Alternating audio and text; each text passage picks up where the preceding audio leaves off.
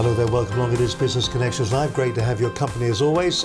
Monday lunchtime, midday. Here we are, absolutely live from the studios just outside of London, and it's great to have your company today. It is programme number 76, and we've got a great guest with us today. My guest today is Warren Knight, a social media speaker and SME growth coach and author of Think at Digital First, or hashtag Digital First, a step-by-step guide designed for creative entrepreneurs. And that's what we've got lined up for you today. An absolutely fascinating show. A guy that I met actually must have been this time last year, nearly. We were at the business show and he popped onto the stand and we had a bit of a chat between the pair of us, and it was a really fascinating insight into what can be done. Warren, great to have you with us today. Thank you very much for joining us. No, I really appreciate it. Thank you. I feel very privileged to be amongst so many great people that you've interviewed. So number 76, I'm going to own that, and thank you. Number 76. But I mean, the bigger the number, the bigger the star. Exactly. That's the way we look at it. Oh, lovely. Thank you. I mean, Warren, a lot of people may have heard your name but know very little about you. Who is Warren Knight then? What are you all about then? And I'll start with the precursor, yes. hip-hop dancer. Yeah, it was something I was very passionate about from a very young age. I can always remember when I was going back to about 13 years old, and you had the sort of the Bosch stereo where you'd have your tape decks and you'd put your tape in, and I used to record various different kind of hip-hop artists that were around. Tim Westwood by far kind of broke the mould as a radio DJ for hip-hop music. And so getting my piece of lino, cutting it out, going down to Hyde Park, with some school friends, it was a lot of fun. And then just got picked up in a nightclub one night, as you do as a guy, and got asked take it for your dancing. For my dancing, yeah, for my dancing. Yeah, it wasn't because I had long hair, although I did.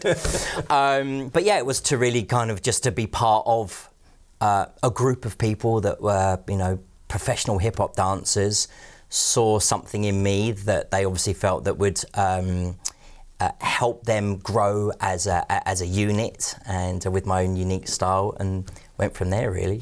Now the thing is, anybody that's tuning in right now is going, hip-hop dancer, what's that got to do with our business? Because what you did then, yes. You moved on from that, didn't you? You went through a series of different ways. You developed the hip-hop dancing, you opened clubs, you organised events, yes. You went from organising events, you then went into sales, you went having your own brand, yes. And you went from that, you ended up as a sales director for a company.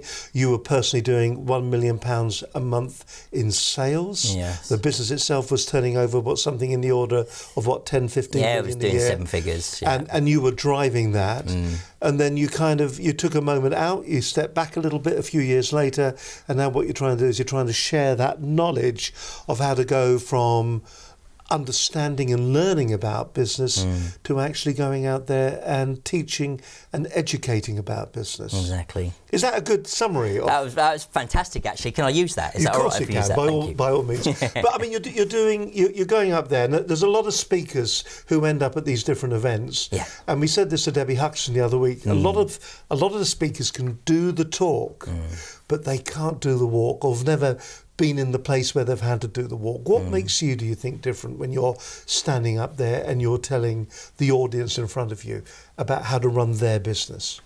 I think because entrepreneurialism has been in my blood from a very young age, and going through the fun of growing, the pain of growth, and the pain of losing a business and then finding another niche and growing that again, I've definitely earned my stripes over the years, for sure. And especially more recently, with technology, what it is, and co-founding a couple of companies, getting investment into one of those businesses. I am coming from a place of I have done it, and that's where I feel is my difference in the market. When you stand up there and you talk to them, obviously the different businesses will come up to you. Is there an ongoing repetitive story that you hear back from young entrepreneurs or business startups or small SMEs? Are they all making the same mistakes repeatedly over and over again?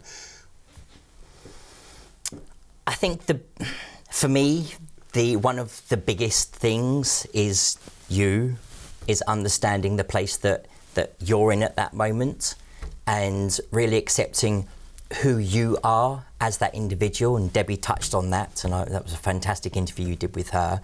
And I love the place that she's coming from, and it's so important. You know, you are the most important, you know, cog in that engine that's turning. And if you're not strong, if you're not, if your belief system isn't congruent from the ground up, and everything that you're saying, doing, talking about, and coming from that place of honesty that we touched on earlier, it's just not going to happen for you. But the thing is that we're not inherently born with the skills sometimes to run a business. There are a lot of entrepreneurs out there that have started businesses and were very good at the startup. Yes. But what they're not very good at is running the business on an ongoing basis. Yeah. So I'm just wondering, are there mistakes to be seen there? When you say about honesty, is it a case occasionally of you start a business and then you understand when you need to bring in help, when you need to ask for that additional help to grow the business further? Change. Don't be frightened of it. It's a very small word, but it has so much meaning. You can become so passionate about, you know, your business and the product that you found, the service that you deliver to your customers, and the reasons why people come back over and over again to engage with you. That word change is a very scary word. And I think for me, there was a massive shift for me when I went into building my first technology company and you know, growing that business to be 6 figures in the space of 12 months, going out, getting investment into that business, valuing it £1 million in less than 2 years, going out for the next round of investment, and realizing actually being the CEO of a business that has this type of fast growth opportunity is definitely where I personally don't like to sit. It's brand advocacy, sales, marketing, having a big vision and bringing people along with that vision. Great, I sit in that space, lovely. Do I want to be looking after the finances and the accounts and, you know, dealing with the shareholders and investors and HMRC and all of these lovely, horrible things that people love to do? I don't love doing them. So what would you call yourself then? I mean, okay, we'll cut away all the deadwood for a moment. Yeah. If you were to put a label down for yourself, what are you? Are you just a damn good salesman? It's a very good question, actually, and I think probably the answer to that question is yes. So is that the key to success, do you think, sometimes, that... Because you often see this, don't you? We look at the big multinationals, and what you tend to see at the top of the tree in the multinationals will be someone with an accountancy background. Yeah. It will be an accountant. And if you've got somebody that is forward-thinking and is bright and really understands how business works, they will grow the business and they will grow it in a creative way. Yeah. Sometimes, though, when you see accountants who are running businesses, what they do is that they will pare back and they will cut costs to increase profit, which, to my way of thinking, is not growing a business. It's just, you know, hacking away. You're pruning a business to grow it. It does depend on how the drivers of that business has got the business to that point, obviously. If they've been about spend, then, you know, there's a different story to tell. But as a salesman, do you think that is a key skill that everybody needs to have a successful business? I don't think you can have a successful business without having that as a skill. So sales is important? Extremely important. Is it nature or is it nurture? Well, I want to sort of, you know, clarify the sort of coming from the place of sales. You can be an amazing people person who is very passionate about what they do. People believe in you because of the belief that you have around what you're doing. You are selling yourself through passion, but without having to, you know, there are many, many books that have been written out there in regards to, you know, taking people through the journey of the sales process. And there can be dozens of ways to close somebody in regards to the sales process. Feel the pain. Exactly. You know, and there are lots of different terms that, oh, please give me the sale with the puppy dog eyes. But I think, you know, that is very much old school. That isn't the way that we as individuals now need to be engaging with our audience. It is about coming from a place of certainty in regards to the passion that you have, but also being, you know, truthful and congruent you know, around the type of person that you are and getting people to believe in that. So whilst I was very successful in my sales process, for me now, I apply those skills, but apply them in a very different way in regards to, you know, understanding people skills and what's important to them. So how do you apply them then? I think it's quite an intuitive thing. I think over the years you've learnt to understand the intuition around human beings. You know, there's various different ways you can understand that better, and that's around NLP, neuro-linguistic programming. It's something that you can get to understand. Whilst it's not something that I apply, it is something that I understand in regards to body language, understanding the way that people communicate. They're very visual. Don't you start mirroring me, mate. Don't know what you're talking about. I know what you're doing. So whilst it's there, I don't think it's, you know, it's not about getting the sale. You know, it's about getting people to feel comfortable. Do you think a lot of people, though, get carried away? I mean, when we talk about NLP, I mean, the whole concept of NLP, fascinating. Do you think the successful salespeople, successful business people, successful entrepreneurs are inertly, is that the right word, are just naturally using NLP techniques because that's just the way they are? Yep, 100%. You know, there's some people that are just born with it. And just got it. And there are some people that have to go out there and learn it. And maybe, do the people that learn it, are they ever as successful as the ones that have got it naturally? Good question. I think it comes down to coming back to you again, understanding who you are and what your strengths are and knowing where your strengths lie. So whilst you might understand it and enjoy it, are you going to be the right person to actually drive the sales in your business? Because if you're not, then you need to find the right person that has that natural animal instinct to go out there and come from a place of passion, you know, to actually help grow your business. What's the one moment, do you think, in your career up until now where you made the decision that some people would go, whoa, wouldn't make that, wouldn't do that, wouldn't even go there? Was there a moment, was there the big gamble? Does every entrepreneur have to take a gamble to be successful? You definitely have to take a gamble. You've got to, and that's the exciting part, you know, as an entrepreneur, is taking that gamble. What was yours? I don't think there was any one in particular. I think there were, looking back, domino effect moments that got to that point, but there were definitely at some of my most, I'll use the word darkest times, when you are feeling low and you feel like you've lost your way a little bit, whether that's from things that have happened to you, around you, inside of your own mind, whatever has got you to that point. It's those moments then that where you go, I need help. Are business owners a little bit too cautious sometimes, do you think, when they're in startup, or are they reckless? I think because there are so many... This is really hard. I'm making you really think today. It's not what you expected at all, is it? It really isn't. Thanks, Steve. No, but we'll get to what you expected in a moment. No, this is fine. This is what I love. I'm very much, and it's taken me a long time to realise this, but I'm extremely organic.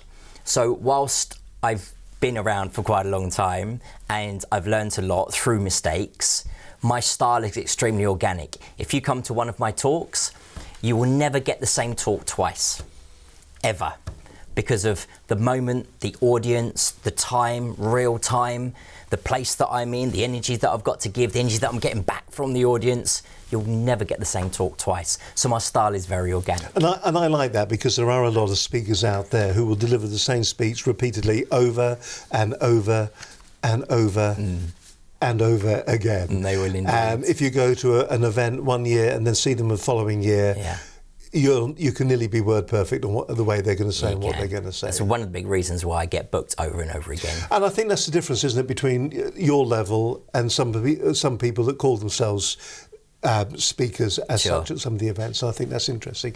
Listen, that was the hardest bit. Yeah, great. So you passed on that, right, so well done. What we'll do, we'll come back and we'll talk a little bit about how maybe some of your insights can help business, what the takeaways are. We've got some different things that we can look at. Great. It's interesting, there's some of the information you sent over, things like 5-day calendars. remembering what that your cash flow is an important thing. We've done some work with a company called Just Cash Flow, who actually help businesses that have got problems when it comes to short-term cash flow issues. So important. So important. The one that I find really interesting is your 30-minute day structure. So we'll talk about some of that, maybe not in complete detail, but in a little bit more detail over the next, 40 minutes or so. My guest this evening is Warren Knight, social media speaker and SME growth coach and author of Think Digital First, a step-by-step guide designed for creative entrepreneurs. We have a pilot copy of it sitting here on the desk, in fact. This is the book that's going to be coming out later on the year. There's the cover of it on the desk. Think Digital First, 7 Simple Steps, Social Savvy Business, Technology, Sales and Marketing. Terrific book. I've read some of the early pages of it before it's been published. That is going to be well worth having in your bookcase. And yes, there are motivational books out there. Yes, there are books on how to use the different tools that are out there. But when you've got somebody who's had the experience, and then they put it down in words for you to actually, because let's face it, we can all emulate people. Copy is such a good thing these days. It's the highest form of flattery. Right then, let's move smartly on. We talked a little bit there about social media as well. Last week we had Dan Spicer on, who heads up the EMEA community team at Hootsuite. A great show from Dan. It was just great to see somebody who really understood what social media was all about. Social media can be perceived, I think, a lot of the times as one of two things. It's either a great waste of time, or it's the most powerful marketing tool you have. Or it could be a little bit of both, perhaps. Joined together. With Hootsuite, you can now actually control your social media. Remembering all the time that social media is all about being social. But there are, should we say, in many cases, housekeeping that you need to do to make it easier for yourself to be proactive with social media, to make it easier for yourself to actually use it as part of your marketing regime and your marketing campaign. Hootsuite is a terrific product for that. Last week, we spoke to Dan Spicer.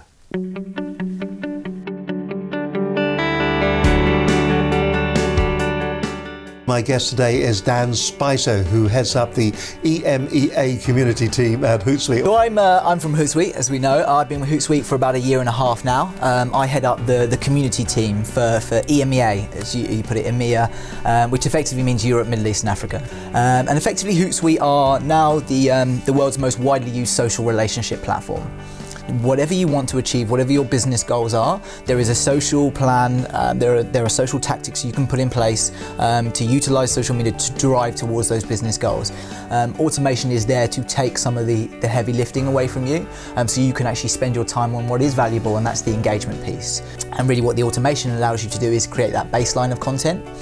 So you have that baseline, or if it is time sensitive, so you have a show going out at 12 p.m. today, you can schedule your tweets in the lead up. But what social media has, and the power of it, is that one-to-many conversation that you can have, and therefore the content being in the public sphere.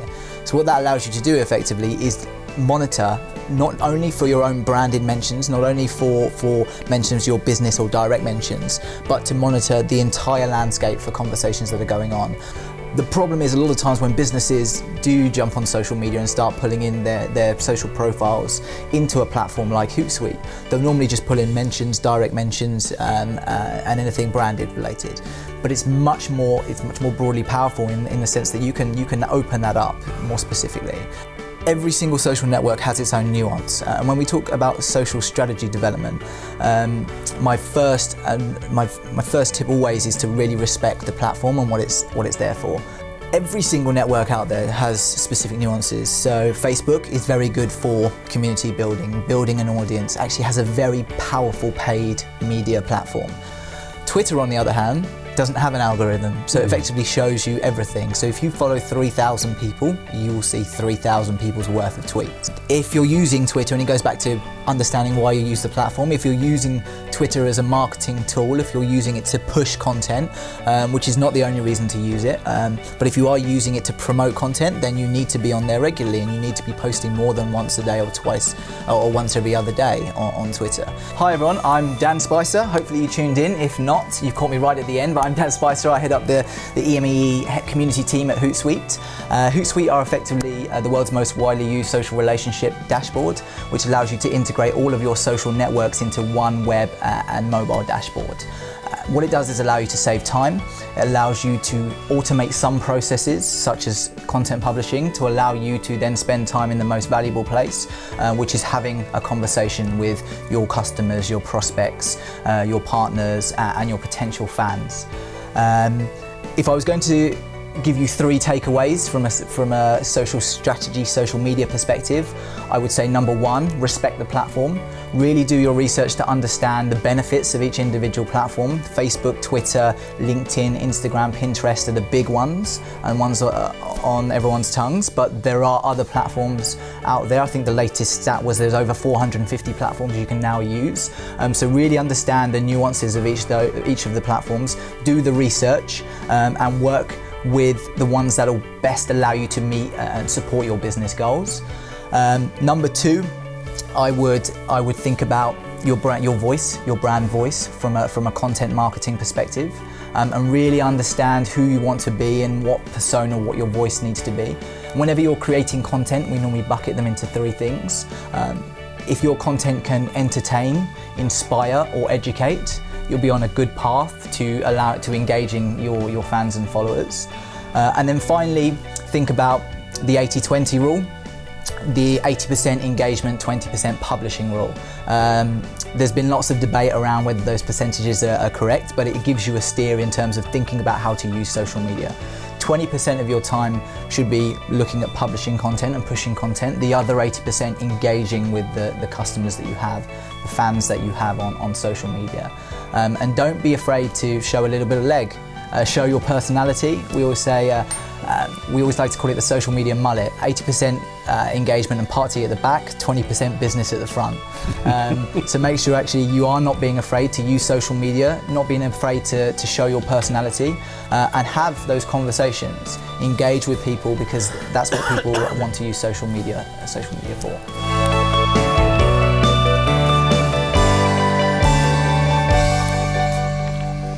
Just a little cough there to clear our throats before we get going again. Very interesting. That's Hootsuite, Dan Spicer there. Fantastic show. We're going to be sending out a tweet very shortly. If you are following us, then that's fantastic. We're going to send a tweet out. That's going to direct you to a very special program that we did with Dan right after last week's live program, where we look at the Hootsuite dashboard. And we're going to be sending that out as a special tweet. All you got to do is just come along to us, give us your email address. We'll send you the link for it. There's also a very special offer on that as well. We've got a coupon code that you can use too, and you can start using Hootsuite. It is a fantastic program, and that leads me nicely on to something else. We have changed our Twitter handle. It used to be Business Connect 6. What's that all about? Now it is BCL Business TV, the UK's leading online business channel. That's BCL Business TV. If you want to tweet us with any questions. If you've got a question for Dan today, for Warren today. I haven't got a blue jacket. Hello and a white there. shirt on today. It's easily done. If you've got a question for Warren, we'll edit that out later. If you've got a question for Warren, then you can actually go to BCL Business TV, and we'll give the question to him as well. There, thanks. As our brand new Twitter, because we're making him work really hard. It's the first time that he's done it this way around. He normally stands up in front of thousands of businesses and he will spout off endlessly for hours. But it's a little bit different when someone's sitting here and they're asking you specific questions. And I must admit, I think you're doing remarkably well. Thank you very much. Interesting what you said. And I did steer away from the fact that it was, from drum and bass and hip hop, all the rest of it, to turning over a £1 million company. If you had to sort out, or £1 million sales per month, if you had to say what you've done, your history, but you had to do it in one sentence, if you had to tweet it, how would you say your successes, start to finish, in maybe 1 or 2 sentences? Any time today would be great. Love what you do, come from a place of passion, and, always be prepared to learn from people better than you, and and stay focused on your sales and marketing. And it is interesting. I mean, the thing to remember about Warren is At 12 years old, he was making sweets. At 19... and selling them at school. And selling them at school. At 19, he was into doing hip-hop dancing. At 20, he was a club owner, running drum and bass clubs, whatever that is. 22, became a business owner. 27 years old, broken. Then someone saw something in him. Actually, it all went a bit wrong at 27. Girlfriend came in and went, come and sort yourself out. Went out there, started selling on a piecemeal basis, went into a company. They recognised the skills he had. The next thing he knew, he was working for that company in sales, ended up as the sales director. He's done work with Disney. £1 million a month at 34. So 30 was Disney, 34, £1 million a month. At 37, it was working with social media. And is it Keaton? Keaton. Keaton, yes. What are they? Keaton was my nephew. Oh, of course, Keaton. Yeah. That was a charity that you started. And then here we are now with the book at 44. That's a heck of a run, isn't it? It is. It's a lot of fun, you know, going through it all and understanding what I did right, what I did wrong, and focusing on those things that you do right. I think the danger is sometimes that people look at people that are standing up there and they're talking about how to run, you know, you standing up and telling me how to run my business. What does he know about business? And you've got the diversity in that shows that you've learned. And what was interesting, before we started the program, you said to me, yes, you were running the clubs. And then you started to realise that you quite enjoyed this business aspect of it all. And I think that's what was interesting about it. I think it's coming from that place of sort of, I've mentioned it before, but coming from the place of passion. You know, I was doing it, was loving it, having a great time doing it, but then realised, actually, I quite enjoy the business world, and how can I bring the two together? Well, let's talk about people's businesses. And you've got this thing about the framework for success, you call it. Yeah. It's a nice title. Once again, there's always a danger that you can have airy-fairy titles. Yes. But this one actually really means something. When you talk about the framework for success, what do you think it means? To me, it's about building a business with strong foundations and making sure that those foundations, everything's been thought about, whether it's about you running the business as a solopreneur, if you like, but understanding who do you need to bring around you to help you with that business moving forward. But more importantly, it's actually analysing the local area, i.e. what industry you're going into, what is your sector, who is your target audience, what do they look like, what is your unique selling proposition around your business, really analysing that data and having complete helicopter overview of your market and understanding where your micro niche sits within that market. Do you think some businesses start off and they don't have a clear vision of what their business is about, and they hope that they will fall into the niche that will be successful for them? For instance, our business, this business here, has changed. I mean, it's a number of different businesses in many respects. This business was started to produce direct response television commercials. Right. It then ended up making programmes for the corporate sector, which we're very good at, by the way, for large multinational blue chip organisations.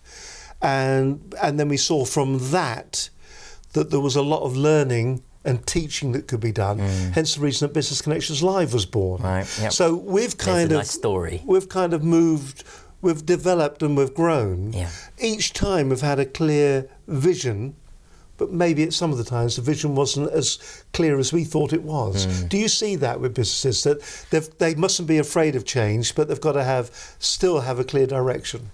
Totally. I mean, that's when I work with business owners, they've got to want to have that vision. They've got to want to know where they're going, how they're going to get there, and what it looks like. But what they don't always have are the stepping stones to get to that place. And that's where that building the framework from success really comes from. What about mission statements? Again, really key. I think it's important. You know, one thing that I always talk about, you know, if you went to an event or a corporate event or whatever it might be, and you end up getting in the lift and you're standing next to Richard Branson and he's just been up on stage going, I've got £500,000 and I want to invest in a business, and you're in a lift with him, if you can't get across succinctly exactly what your business is, what your unique selling proposition is, who your target audience are, and how he can help you in the space of, you know, going up 2 floors, You know what's You've coming, lost your don't you? You know what's opportunity. coming. All right, then. Let's imagine then I am Richard Branson. I have the money to invest in your business. I've shaved the beard this morning. If you had to do that elevator pitch for your business, how would you do it? I'm still fine-tuning that, to be honest, because it's ever evolving. It changes because I'm very much in a service-driven industry. So the value that I bring is to businesses and lots of different types of businesses, and that value proposition shifts according to the needs of that business owner, and that's where my intuition kicks in and the way that I work organically. So it's not always easy to define that. When you're a product-driven business, so within my technology e-commerce business, Gloopal was the UK's first social sharing e-commerce platform specifically designed for small to medium-sized companies to have a big brand experience. Brilliant. So within that sentence, you're the first, you're UK's, you're in e-commerce, your businesses, you know, what do the businesses want to get out of it? It ticks all of those boxes. We do media training for people and we say that they should always have a minute in their head. 2 minutes, in fact. 1 minute about them, a personal one about them, and then a minute about their business that they can just reel off without even thinking about it, because it's such a valuable tool. It is. That is fantastic. That is just terrific. Because I was worried there. When I asked you, I thought to myself, uh-oh, he started coughing, nervous cough. We've had that just recently on the radio. And that really just nailed it, wasn't it, for the business?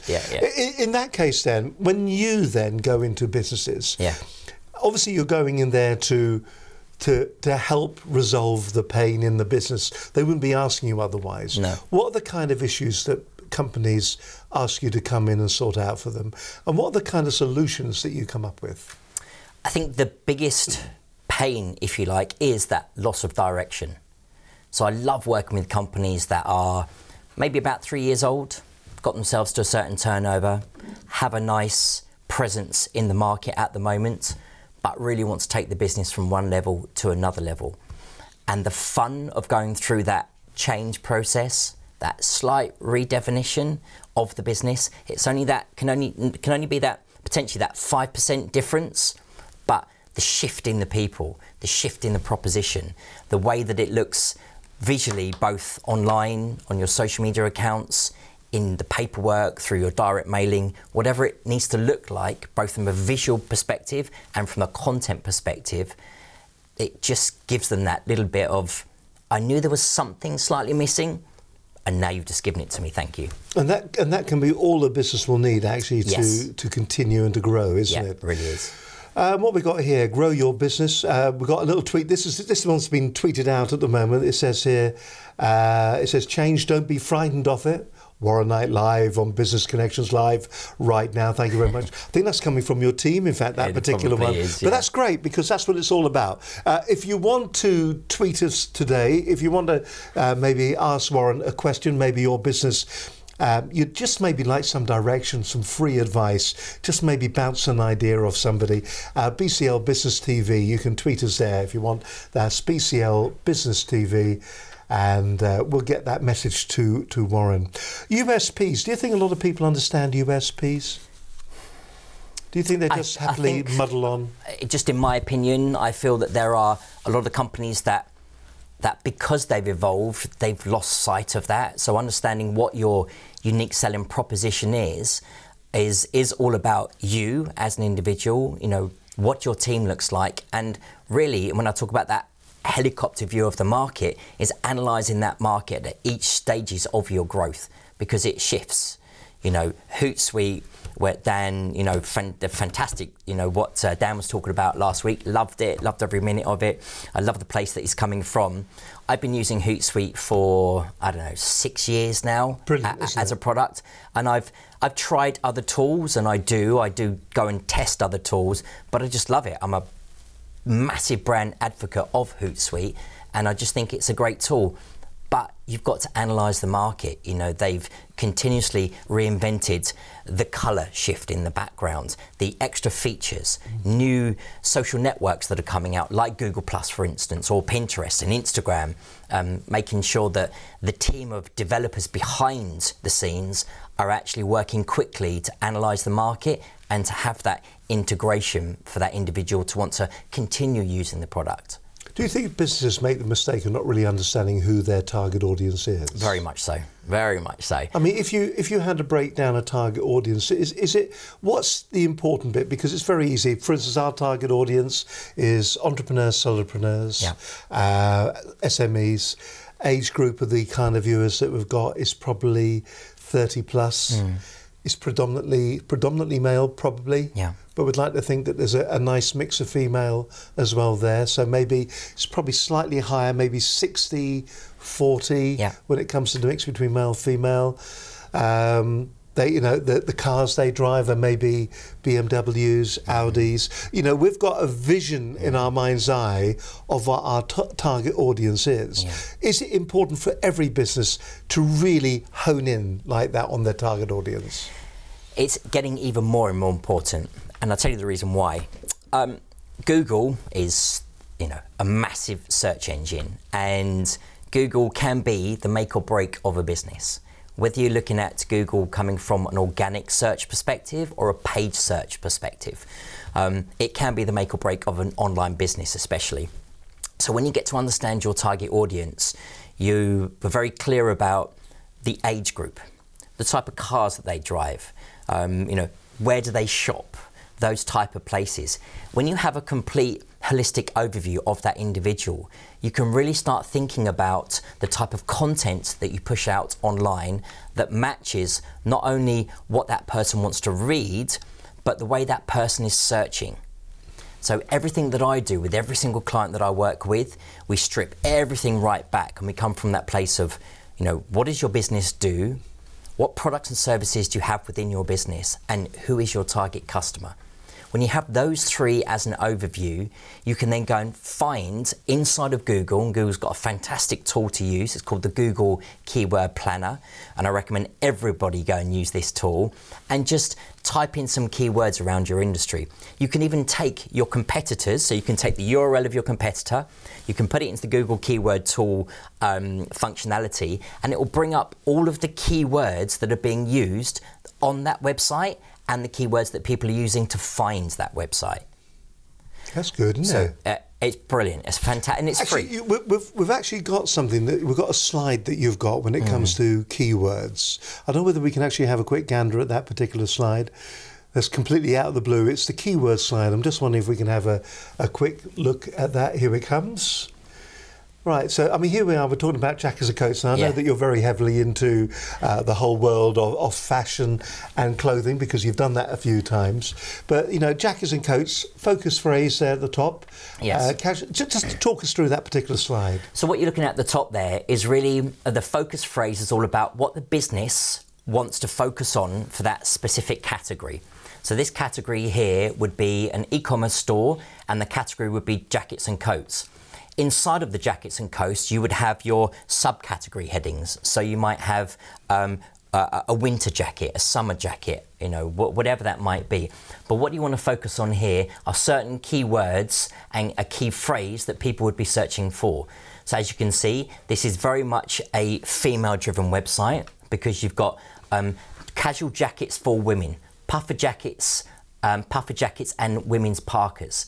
So they're the keywords that you want to make sure that are on the picture on that page, which is the alt text. So you've got casual jackets for women and puffer jackets and women's Now this parkas. is important. If you're not familiar with this, by the way, the alt text, every picture that you see on the website, particularly in Internet Explorer, if you right click on it, it will come up with, I think, properties, if my memory serves me right, and there it will show you the alternate text that is associated with that picture.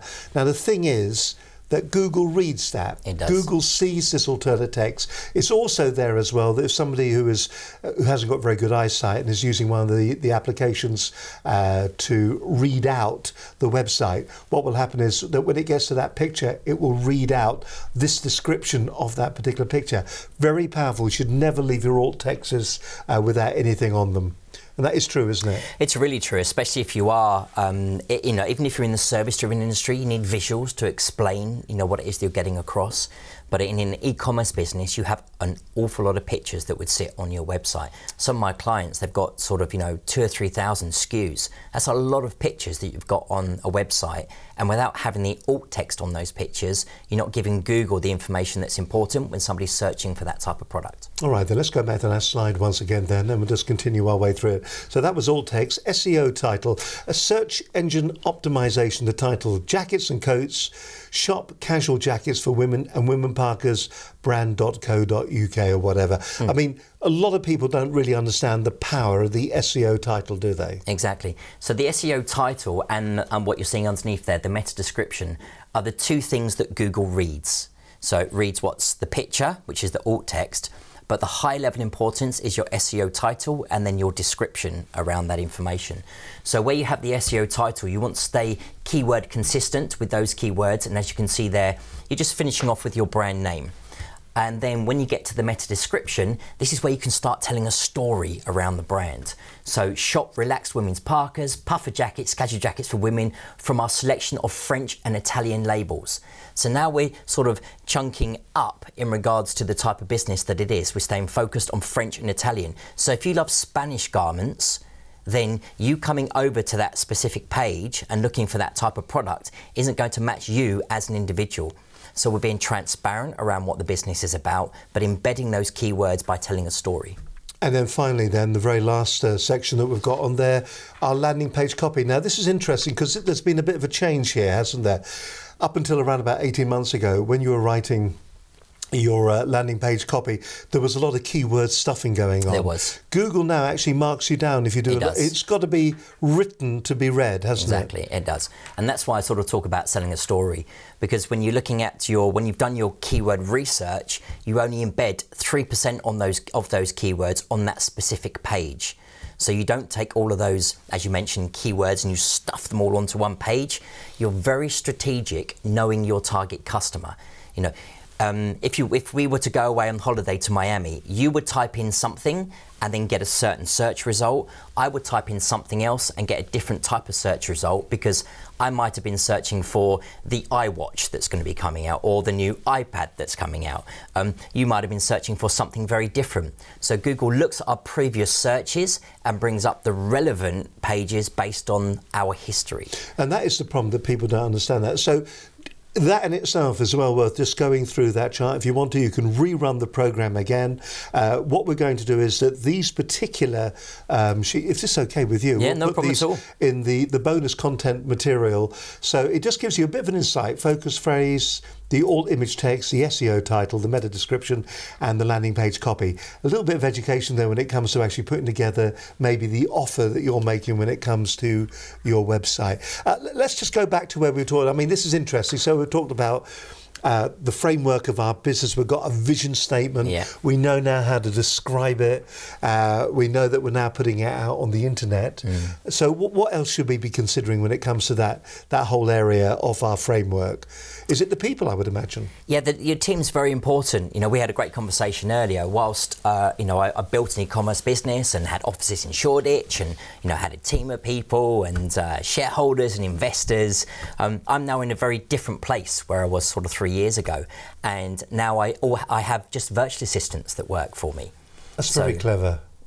Yeah, it's which leads us on ever so nicely to managing your time. Yes. Because there are a lot of people being very busy. Yeah.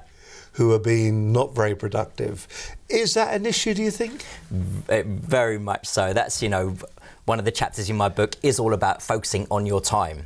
And to focus on that time, it's all about actually understanding the sales that are coming into your business. So I literally start that chapter with, you know, are you a busy fool?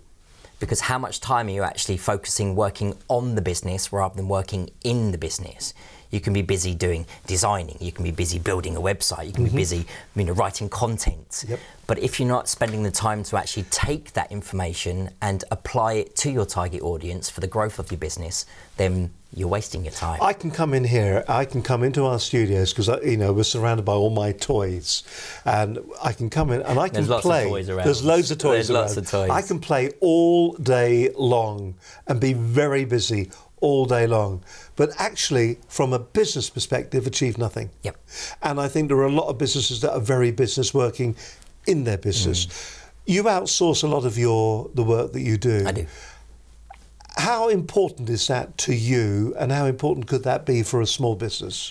Really important, because of the great thing about outsourcing the work is that you only pay for the work that gets done.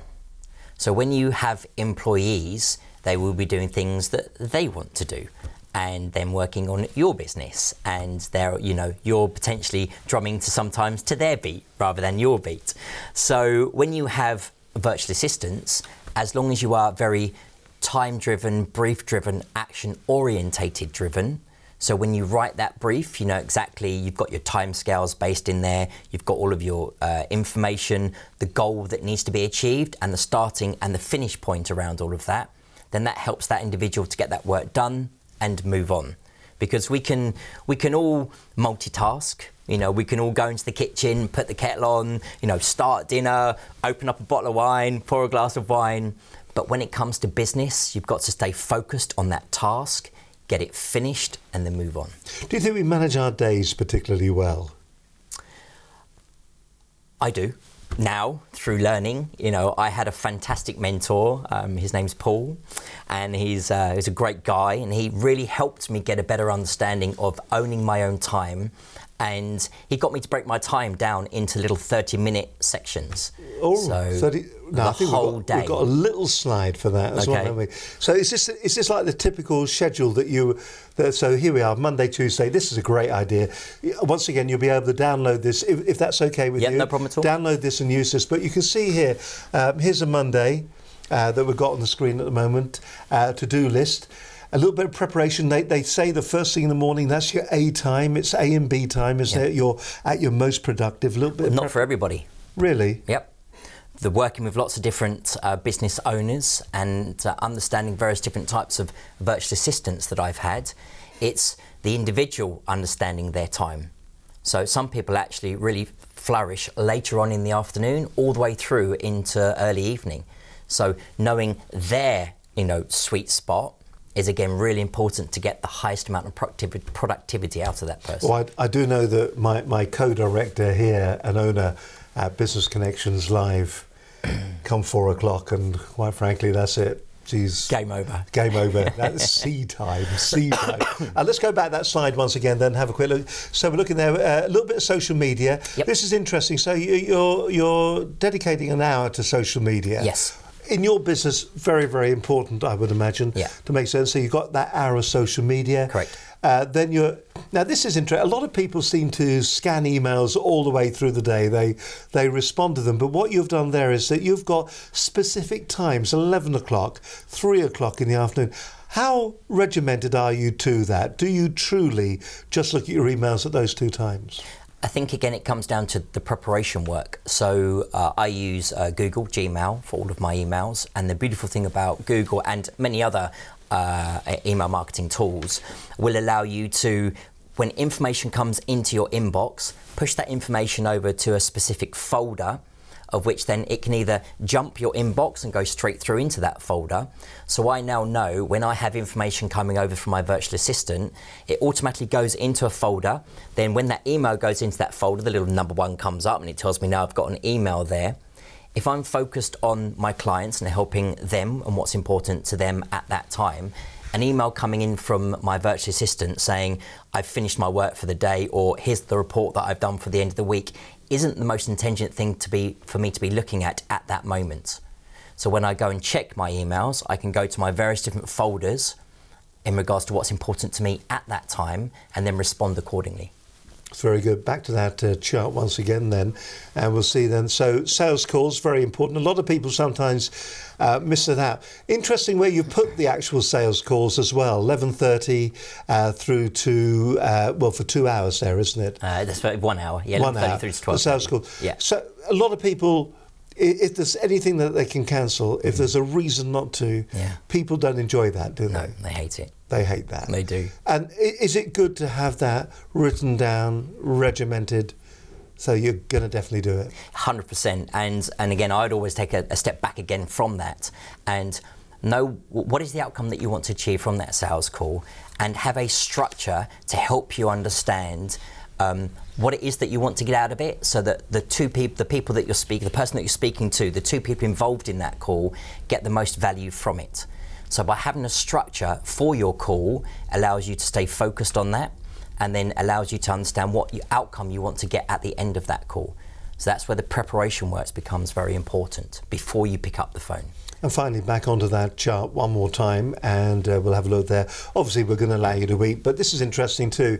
Proactively marketing and also meetings as well in the afternoon. In your particular case, why at the afternoon for meetings?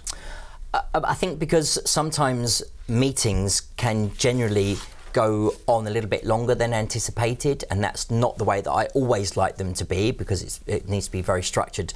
But at least if you are dealing with something later on in the afternoon, you're not rushing back to the office, you're not rushing back to your computer, because of hopefully throughout the day you've actually got a lot of the important things off of your list or out of your email box or whatever it might be, so you can relax a little bit more in the evening and really stay focused on helping whoever it is that you're in having that meeting for.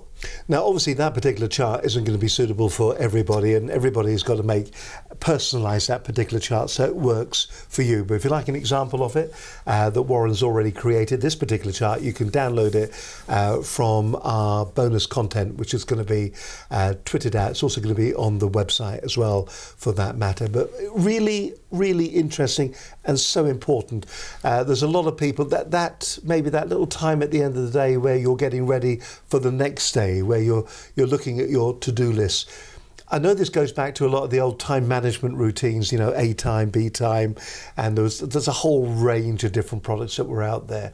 But you really do have to stop just for a moment to give your business the time to breathe, so that you know what you're going to do next. Because if you're going unstructured from one thing to the next, then you'll never succeed at anything. You'll probably never ever finish anything for that matter. By the way, all this is covered in the book. When is the book coming out, by the way? The book will be out in about 4 weeks' time. The book is going to be out in 4 weeks' time. Think Digital First. These are just some of the topics that are covered in this particular book. A cracking insight into what you need to do when it comes to looking at a business. The big word that's sitting on the cover, of course, is the word digital. And we live in a digital age. There's no two ways about it. So let's talk about being digitally aware then, when it comes to, well, being social savvy. And now we're getting excited. Now we're getting excited. Yeah. Tell us what we should be considering there. I mean, who are the important players, and what are the things that we need to consider when we're in business? I think so the important players are based on the size of your business. So I'm working with a company at the moment that have integrated Salesforce, which is a very big CRM tool that has lots of third-party integrations into it. And it's a fantastic product, but not for the size of this business. So using something like High-Rise HQ, which is a much smaller, more intuitive, easier to understand, has some very simple functionality built into it, which are all you really need as a small business. I have a contact. What does this program do? What does it do? The High-Rise HQ. Yes. It's a customer relation management tool. Oh, a CRM, right? Yeah, it's a CRM. Right, okay. So same as it achieves the same outcome as Salesforce. Right. But it's designed for small businesses. And that's needed, isn't it? Because we've got the kind of internet marketeer one, which is Infusionsoft and people like that. Exactly. Which actually is quite expensive, I think. It is very expensive for what it does. Yeah. Particularly when it comes to getting your head around it. Yes. To understand, to actually maximise your return on that investment. There's a massive knowledge learning process. Yeah. And if you don't get it right, you'll end up paying a lot of money and not get any benefit from it. You don't use it because it becomes overwhelming. Which is why I personally use MailChimp, So MailChimp has quite a few of the features that something like Infusionsoft has, but as a small business, it still allows you to achieve the same outcome, and your knowledge learning process is much shorter. So it gets you there quicker, it helps you want to understand it, and it engages in some of the ways. It's, you know, that, like, I'm not saying that they are feature rich in comparison, but again, I come back to, if you're a small business, use the right tools for the size of your business. And this is about building lists, really, isn't it? It about is building lists, customer, yes. and understanding. There are a few. InTouch CRM is another one. Yep. Another one for building lists, of course, is the very well-known Aweber. Yes. So there are some, you know, and they're relatively cheap as well, actually. They are. Very, very cost effective. So if you're looking a bit of investigation into those, Aweber, as I said, which is an American company, InTouch CRM, UK-based company, great support actually from them as well, for that matter. So, you know, there are CRMs out there that will work very closely for your business. Yeah. What else should we consider? Because I want, you know, I don't want us to run out of time and for it to be left in the air then. Sure. I think another great tool to use, which a lot of my clients have used to fantastic success, is an online live chat. So where people will come from, let's say they come from Birmingham and they come onto your website, you can see where they've come from. You can see the journey that they're taking on your website. So they've landed on your homepage. They've now gone through to the jackets and category, jackets and coats category. They've now clicked on puffer jackets, and now they're sitting on a particular style puffer jacket that might have 3 or 4 colours to it and various different sizes. When you have a live chat piece of functionality on your website, you can watch that journey. When that person sits on that page for a certain period of time, they're going through the evaluation process, and Dan touched on this sort of last week in regards to engage, listening, bring them over. Now they're evaluating about your product. In real time, you can have a real-time conversation with that person, guide them through, I'm normally a size 12, but this is an Italian style jacket because it's an Italian website. You might want to think about the size 10, you know, but we offer a, you know, 14-day money back guarantee. So if you want to make your purchase is free delivery because it's over £100. You're giving great value to that person in real time, so that when they put that product into your shopping basket, you are then making sure that they then click pay and go through the process of then getting that product delivered. Oh, this is interesting. Let's see what we've got here then at the moment. And it says, this is from Jacob Gorman. It says, what's your best tip for improving your public speaking? Your best... Go out in public and speak. But what is your best tip? I mean, thanks very much indeed. Can we just bring the Twitter up there? And that's from Jake. Jake, thank you very much indeed. Thanks for Jake. watching the programme. So what would be your tip for, I know that's right off subject, right? Yeah, you know, that's all left, right. centre. Bring it on. Bring it on. Bring it on. What would be your... Just get out there and do it. Because if you have a certain knowledge around what you do, you will always have, I say always, I'm going to rephrase that, 99% of the time you will have more knowledge than the majority of the people that are in that room. So if you're coming from a place... So what are you saying? Are you saying that even if you're wrong, they won't know? It's not, well, it's not so much about being wrong, you know, it's about you being comfortable in delivering your content. But they do say, don't they, that most people would rather die than stand up and do public speaking. They would do. And so that's a very interesting when you see all these public speakers up there. But how do you prepare when you stand up to do public speaking? Now what's going through? Because you said to me earlier on, you said, never are my presentations the same. Yes. So they're always off the top of the head. Yep. You read the room, and off you go. Yes. First of all, how do you read a room? Okay, so I've had 2 amazing mentors that have helped me to get to where I'm at the moment. I've still got a long way to go, and there are some fantastic people out there that I want to learn from this year. That's a goal of mine, to be even better. But I had 2 fantastic mentors. One, as you mentioned earlier, was very structured. You know, to the minute, they knew exactly what was going to be happening throughout that whole conversation or throughout the whole day. They knew when the audience was going to laugh. They knew when the audience was going to cry. They knew when the audience was going to want to take action and run to the back of the room to want to go and sign up, because it matches their values, and they love the person that they're, you know, that's on stage in front of them, and they just want to work closer with that person. They know that. So I work with him, great guy called Mac, And do any of these people have surnames, by the way? They do. Mac Hatchram. Right. Mac Hatchram. Okay. He's a great guy, fantastic individual, known him for many years. And I thought, I want to learn structure. So I learnt the structure, I applied the structure to my style, and it didn't work. Oh dear. So I had to really kind of take a step back from that and go, what am I all about?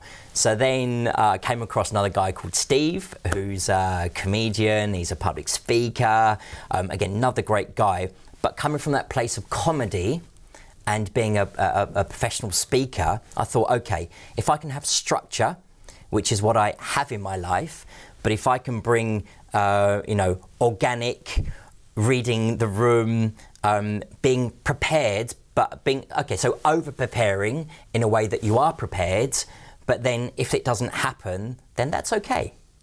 So he gave me, if you like, that little edge that needed to bring in the structure to my speaking.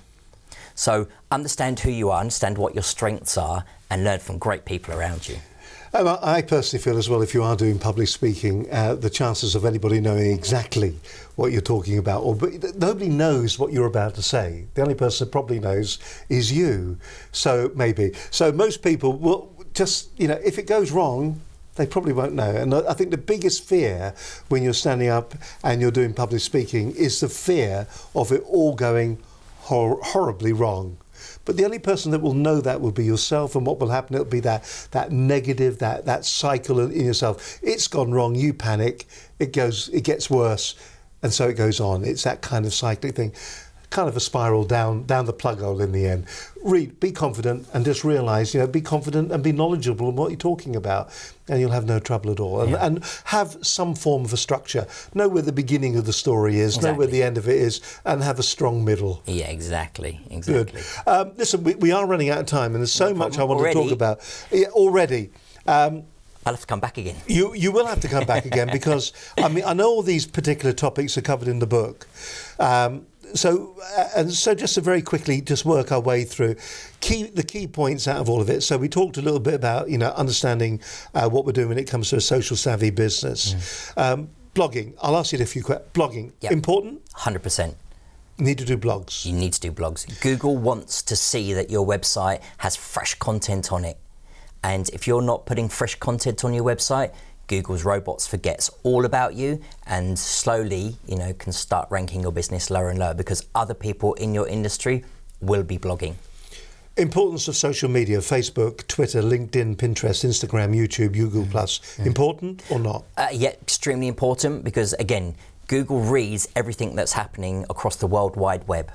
Doesn't necessarily push the content out into Google, so it doesn't push what happens inside of your Facebook business page onto Google. It does in Google+, it does in Pinterest, and I heard a rumor that the relationship's coming back between Twitter and Google, which means your tweets will be found, you know, on Google, but I'm waiting to get clarity around that, but that will be, again, fantastic for a business owner. But I come back to when we had that slide on the screen earlier, the focus of the keywords. When you have the focus of the keywords about your business, then you can take those keywords and apply them to every single piece of content that you push out online. So when you have that, what I call that link wheel of communication, they've landed on your website with certain keywords. They've now left your websites, they're evaluating, they've found you on Twitter. When you push out keywords based on your business, once, twice, they might click on it again, come back to another product, evaluate that product. You can have a real-time live chat with that person, communicate with them. You've now acquired that person throughout that process. You've got to know your business and have those keywords focused on it to build that link wheel of communication. Is it still worth looking at pay-per-click?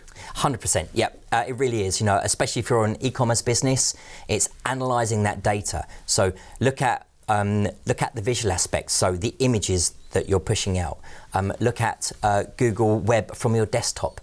Look at it from your mobile. You know, if you do not have a mobile-friendly website, then Google will rank your business down based on people searching through mobile.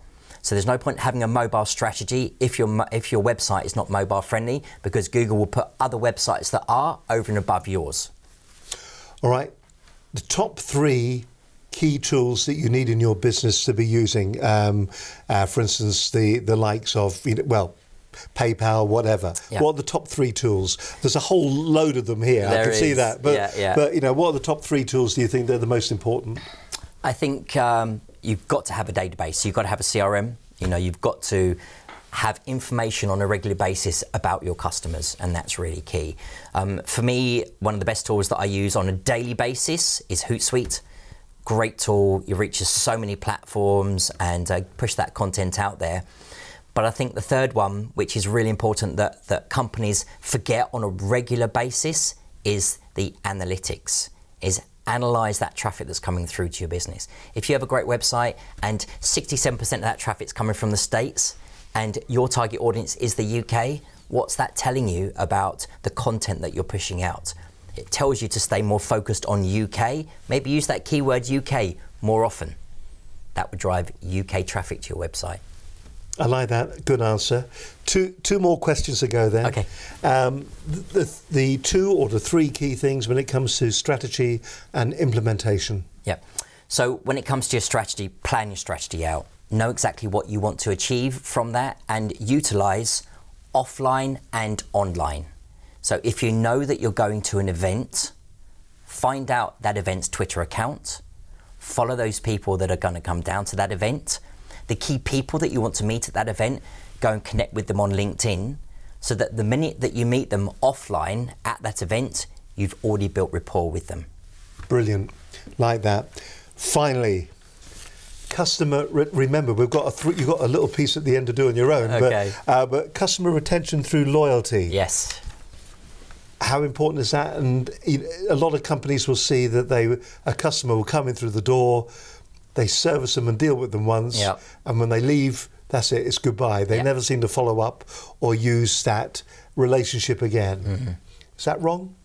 No, it happens a lot and very often. And I was actually with a company the other day, and I think they had about 5% of their customers were returning customers.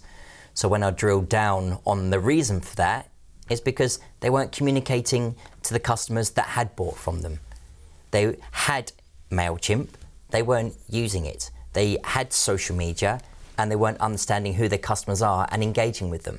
So they had the tools, but they weren't engaging with their customers to use those tools. So your customer retention is really key, and having a strategy around that. So I send out a monthly newsletter, but then during the month I do blasts to my audience. So coming here today, I did a blast yesterday to my audience to let them know that I was going to be here. Fantastic. Listen, that goes through many of the chapters that are in the book. The book is coming out in 4 or so weeks' time. Think Digital First. There is the book there. Seven simple steps to social savvy business. Interesting, the number 7. 7's a funny old number, isn't it? It is. $97, $47. It's all there. 7. It is the magic number. Talking about other things that are coming up, because we're nearly done. In just a second, Warren, by the way, yes. I'm going to ask you to do a little piece to camera. That is really the takeaways from today's discussion. Okay. But what I want to remind you of are just some of the things that are coming up in the near future. This is happening on the 13th and 14th of May 2015. It is the Business Show, and we're going to be broadcasting live from the Business Show. As you can see here on the website, some of the keynote speakers that are going to be there. We've got Brad Burton, Piers Linney, and Charlie Mullins is going to be there from Pimlico. I'm looking for you. Oh, look, there's Dan Spicer wearing the same jacket and coat. Are you speaking at this one? I will be, yes. So just finalising the talk because it's different from last time. I just want to make sure that it's key to the audience and the right values given. So I'm just finalising the title and the description of that talk. 25,000 businesses, 250 free seminars, dozens of masterclasses, 350 exhibitors, and Business Connections Live. We're going to be there as well on the 13th and the 14th of May 2015. It is at Excel. We look forward to your company. The other thing I want to remind you about as well is it is for networking, the Business Networking Made Easier. Fantastic organisation. Their programme is now going to be this Friday. We've got the next edition of their programme. It's going to be going out this Friday, and you're going to be tweeted to let you know. But once again, For Networking TV back on the air. Once again, let me just check and see if there's anything else I need to remind you about. Oh, don't forget, do go to Oh, hang on, get rid of that. Don't forget, you can go to Warren's website as well. There it is. There's him talking. There's the man himself on stage. A whole load of information on there as well. Do sign up for some of the resources that are available as well. It's a great site, actually. Well worth just a few minutes just sort of looking around. And if you go, I think we're on one of the pages. I think we're there somewhere. Anyway, do go along to the site and do check it out. So then, straight down camera number one. This is the big moment. It's the big takeaways. Camera number one is just over there. Ladies and gentlemen, please pray silence. Take a breath. Say who you are. Tell us the name of the business. And then the key takeaways that we need to remember from this discussion. It's been fascinating, by the way. Thank you very much. So the airways are all yours. Take a breath. Straight down camera number one. Excellent, thank you very much. Hi, I'm Warren Knight. I am the author of Think Digital First, and I'm an SME growth coach. I think the three key things for me to be able to help you is actually the first one being you. Focus on you, own your time. It's okay to say no. If a meeting's not going to get you to the point that's going to help you grow your business, it's okay to say no and stay focused on the things that are the intelligent things that are going to drive the business forward.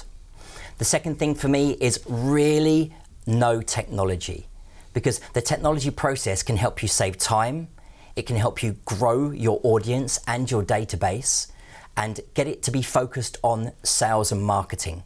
So use the tools that are out there that are going to help you market the business, i.e. promote it like Hootsuite, and actually then use the tools that are going to help you through that sales process, i.e. MailChimp, for instance, or some of the other ones that we've spoken about today, they're going to take people through the sales process, so the customer acquisition journey. And the third thing is just do it. Get up and do it. Don't worry about being perfect. Just get out there and do it and learn from your mistakes. So I'm Warren Knight. Thank you very much. Warren, thank you very much indeed. It's been an absolute pleasure. It's been a real insight. Can't wait for the book to come out in its proper form. We will let you know when the book is published. Do check out Warren's website. The website for the site is warrenknight.co.uk. It's as simple and as straightforward as that. Don't forget, subscribe to the channel if you would, please. Thank you very much. Go to the website. Here come on. Now this will be interesting because these are all new. So here we go now. So first of all, if you'd like to email us, you can go and email us at studio@businessconnectionslive.com. If you'd like to phone us, it is 01784 256 777. Have a word with either myself or Linda Bazan if you'd like a programme like this one for your business. We are now looking to expand the Business Connections Live network, and we are looking for businesses that want programmes just like this one to go out on the network on an ongoing basis. So we are looking for some businesses to come in who feel that they have content that other people would like to watch, maybe on a monthly basis, where they will come in and it will be a program that will be branded and will be their program, but it will be on the Business Connections Live network. We're looking for companies who wish to do that. If you want more details about that, as I said, you can either email us or you can give us a call on 01784 256. Don't forget our brand new Twitter name. Well done, BCL Business TV. Congratulations. And that really sums up the week. If you have any comments on the programme, if you've enjoyed what you've seen, brilliant. Don't forget, next Monday we have a special Budget 2015 programme where our guest is Wilkins Kennedy, Chartered Accountants and Business Advisors. They're going to be coming in and they're going to be talking about how the Budget 2015 affects your business. They'll be coming and giving advice, hints and tips on how to be a little bit more creative. And that pretty much wraps it all up. We'll do it all again next Monday at lunchtime. We're back again, as I said, at the end of the week with 4N TV. But from myself, Steve Highland, and Warren Knight, thanks for watching. We'll see you next week. Bye for now. Bye-bye.